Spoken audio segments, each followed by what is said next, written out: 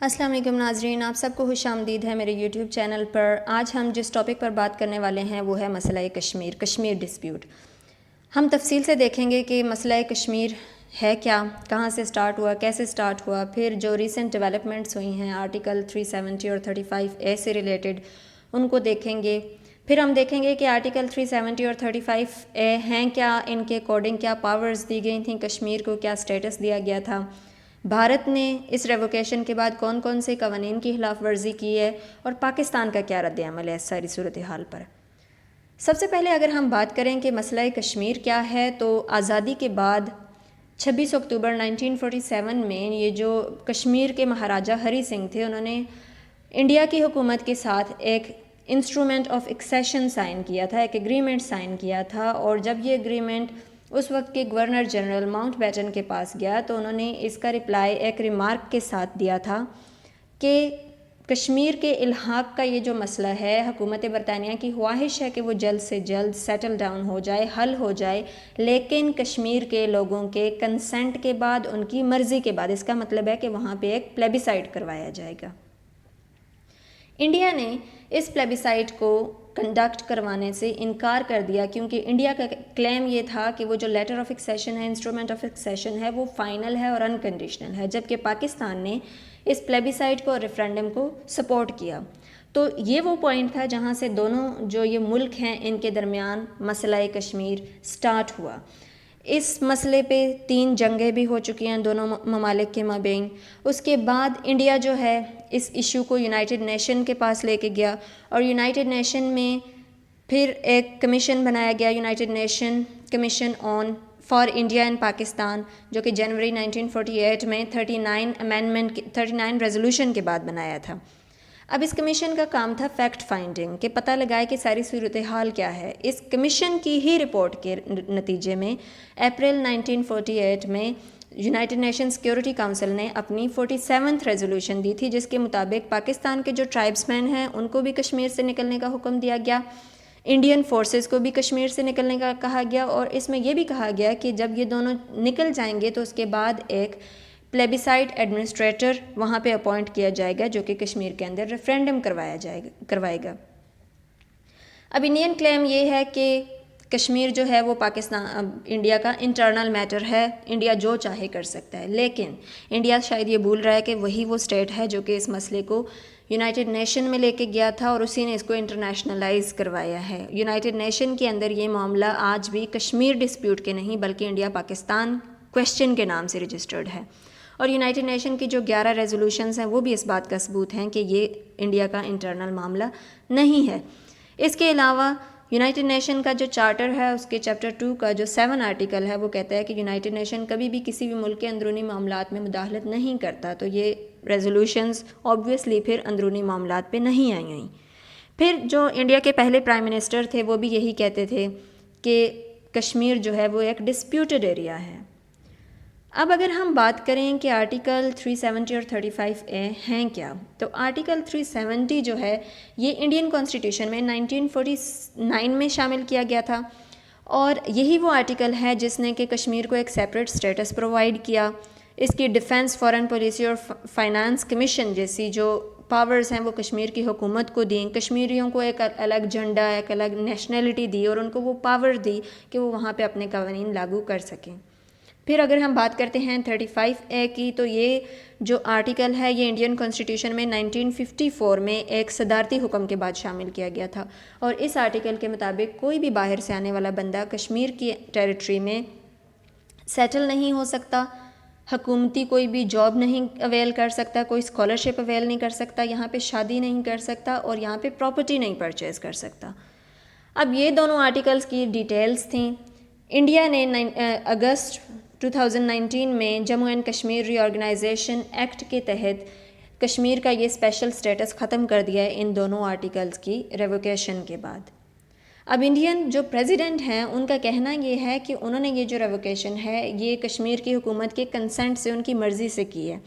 کشمیر کی حکومت اس وقت کون تھا؟ گورنر جنرل، کیونکہ کشمیر میں کوئی بھی پراپر حکومت نہیں تھی، اور گورنر جنرل خود انڈین پریزیڈنٹ کا ریپرزینٹیٹیو ہے۔ تو انڈیا سے یہ کویشچن پوچھا جانا چاہیے کہ کیا وہ گورنر جنرل ایک پوری حکومت کی اتھارٹی، ان کی پاورز انجوائے کر سکتا ہے؟ پھر انڈیا جو کہ پوری دنیا میں سب سے بڑی ڈیموکریسی ہونے کا دعویٰ کرتا ہے، وہیں کا پریزیڈنٹ پارلیمنٹ سے مشورے کے بغیر اتنا بڑا فیصلہ کیسے کر سکتا ہے؟ اور انڈیا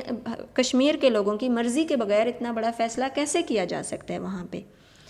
تو یہ سارے سوالات ہیں جو کہ انٹرنیشنل کمیونٹی کو انڈیا سے پوچھنے چاہیے۔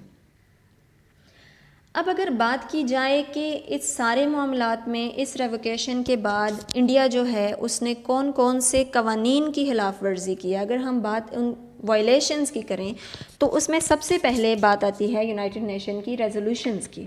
اب یونائٹڈ نیشن سیکیورٹی کونسل کی ریزولوشن 91 اور 122، یہ دو ایسی ریزولوشنز ہیں جو کہ کلیئرلی یہ بات کرتی ہیں کہ انڈیا کشمیر کے اندر کوئی بھی یونیلیٹرل ایکشن نہیں لے سکتا، لیکن یہ جو ریووکیشن ہے آرٹیکل 370 اور 35A کی اور کشمیر کا جو اسپیشل اسٹیٹس ختم کرنے کی کوشش کی گئی ہے، یہ کلیئرلی ان ریزولوشن کی وائلیشن ہے۔ دوسری چیز اگر ہم دیکھیں تو یہ جو 4th جنیوا کنونشن ہے 1949 کی، اس کا آرٹیکل 49 یہ کہتا ہے کہ اگر کوئی بھی پاورفل اسٹیٹ، کوئی بھی اسٹیٹ کسی ٹیریٹری کو آکوپائی کرتی ہے تو اس آکوپائنگ پاور کو یہ اتھارٹی نہیں ہے کہ وہ اپنی پاپولیشن کا کوئی بھی حصہ اس آکوپائڈ ٹیریٹری میں ٹرانسفر کرے، اور انڈیا ایگزیکٹلی وہی کر رہا ہے کہ وہ اپنے لوگوں کو اب کشمیر کے اندر ٹرانسفر کر رہا ہے۔ تو اس کا مطلب ہے کہ جنیوا کنونشن کا آرٹیکل 49 بھی یہاں پہ وائلیٹ ہو رہا ہے۔ پھر اگر ہم بات کریں ICCPR جو کہ ہے international covenant on civil and political right, اس کا آرٹیکل 1 جو ہے وہ سارے لوگوں کو right of self determination provide کرتا ہے، لیکن کشمیر کے اندر کشمیریوں کو right of self determination India clearly نہیں دے رہا، اور انٹرنیشنل کمیونٹی اس چیز پہ کوئی سویئر ایکشن بھی نہیں لے رہی ہے انڈیا کے اگینسٹ۔ پھر باقی بین الاقوامی قوانین کی بات تو الگ چھوڑیں، انڈیا خود اپنے ہی کانسٹیٹیوشن کے آرٹیکل 370 کی وائلیشن کر رہا ہے، وہی آرٹیکل جس کو انہوں نے ریووک کیا ہے۔ اصل میں آرٹیکل 370 کہتا ہے کہ کشمیر کے متعلق کوئی بھی امینڈمنٹ انڈین کانسٹیٹیوشن میں تب تک لاگو نہیں ہوگی جب تک کہ کشمیر کی حکومت کی مرضی شامل نہ ہو، اور کشمیر کی حکومت کی مرضی آپ کو میں پہلے بتا چکی ہوں کہ گورنر جنرل نے پوری حکومت کے بہاف پہ یہ فیصلہ کر لیا، تو انڈیا نے بذات خود اپنا ہی کانسٹیٹیوشن وائلیٹ کر لیا۔ اس کے بعد انڈیا جس انسٹرومنٹ آف ایکسیشن کی بلبوتے پہ کشمیر کے اوپر اپنا کلیم شو کرتا ہے، اسی انسٹرومنٹ کا آرٹیکل 5 یہ کہتا ہے کہ کشمیر سے ریلیٹڈ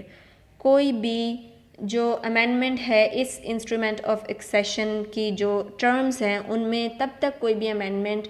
قبول نہیں کی جائے گی جب تک کہ کشمیر کی حکومت، یعنی اس وقت کے مہاراجہ نے کہا تھا میں، مطلب کشمیر کی حکومت اس چیز کو قبول نہ کرے۔ پھر آرٹیکل 7 یہ کہتا ہے کہ فیوچر میں بھی انڈیا کے کانسٹیٹیوشن میں کسی بھی ایسی امینڈمنٹ کو ایکسیپٹ کرنے پہ ہمیں فورس نہیں کیا جا سکتا جو کہ کشمیر کے مفاد میں نہیں ہوتی۔ تو یہاں پہ انسٹرومنٹ آف ایکسیشن کو بھی کلیئرلی انہوں نے وائلیٹ کر دیا ہے۔ اب یہ تو ساری وائلیشنز ہیں جو کہ یہاں پہ قوانین کی خلاف ورزی کر رہا ہے انڈیا یا کر چکا ہے۔ اب ہم بات کرتے ہیں کہ مودی نے ایسا کیا کیوں ہے۔ تو ہم سب کو پتہ ہے کہ مودی جو ہے وہ ہندوتوا آئیڈیالوجی کا فالوور ہے، اور مودی نے اپنے جو سپورٹرز ہیں، جو RSS مینٹلٹی کے لوگ ہیں، ان کو اس چیز کا یقین دلانا ہے کہ اگر وہ کشمیر کے اندر ایسا کچھ کر سکتا ہے تو وہ کچھ بھی کرے گا، اور اس کی ایک واضح مثال بابری مسجد کی جگہ پہ رام مندر کی تعمیر ہے۔ پھر اگر ہم دیکھیں تو یہ جو مودی کا ہندوتوا آئیڈیالوجی ہے یا اس کے جو سپورٹرز ہیں، ان کا اکھنڈ بھارت کا جو خواب ہے،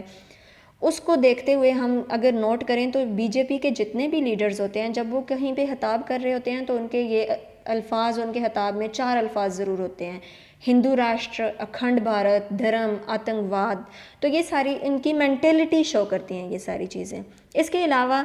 BJP کی جو حکومت ہے، اس کے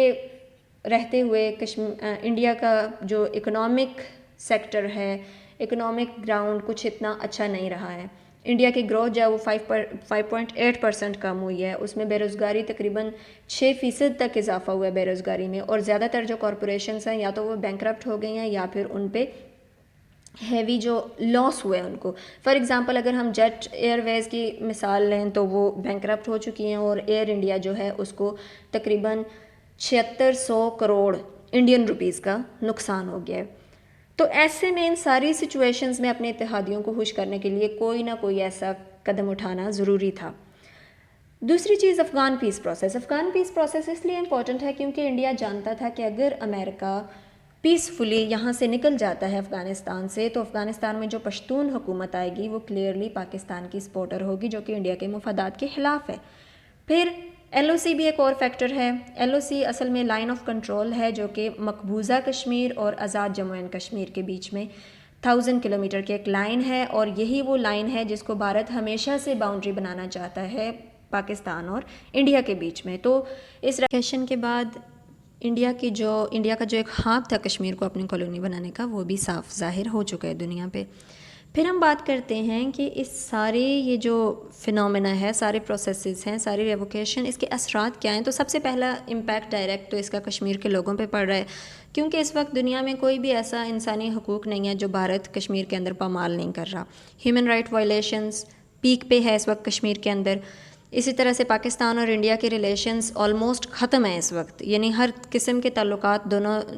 کنٹریز نے ایک دوسرے کے ساتھ اس وقت فریز کیے ہوئے ہیں، نہیں ہے کوئی بھی ہمارے ڈپلومیٹک ٹائز نہیں ہے۔ پاکستان نے انڈیا کے لیے اپنی اسپیس جو ہے وہ بند کر دی ہے، تو ریلیشنز کافی خراب چل رہے ہیں۔ پھر اسی طرح سے ایک بین الاقوامی این جی او جینوسائیڈ واچ ہے،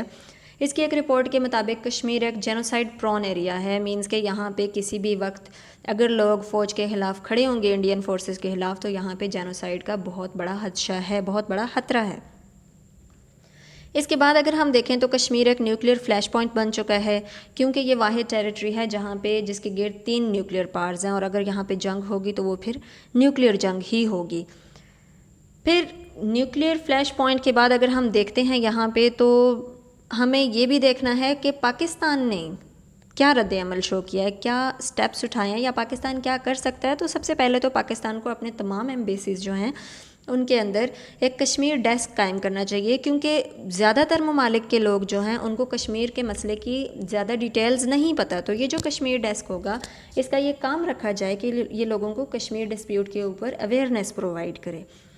اس کے بعد جو ہے وہ بین الاقوامی میڈیا کو یوز کرنا چاہیے، کیونکہ بین الاقوامی میڈیا جو ہے وہ ساری دنیا میں انفلوئنشل ہے، تو وہ بھی آواز اٹھائے گا تو زیادہ انٹرنیشنل کمیونٹی کی طرف سے ریئیکشن کی امیدیں بڑھ جاتی ہیں۔ پھر اگر ہم بات کریں تو پاکستان کو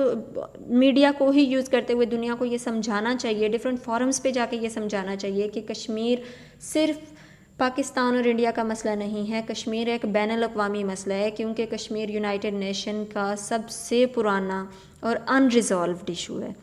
جس طرح سے کہ پرائم منسٹر عمران خان نے بھی اپنے اسپیچ میں کہا تھا یونائٹڈ نیشن جنرل اسمبلی میں کہ ہم کشمیر کے اوپر کوئی بھی کمپرومائز نہیں کر سکتے۔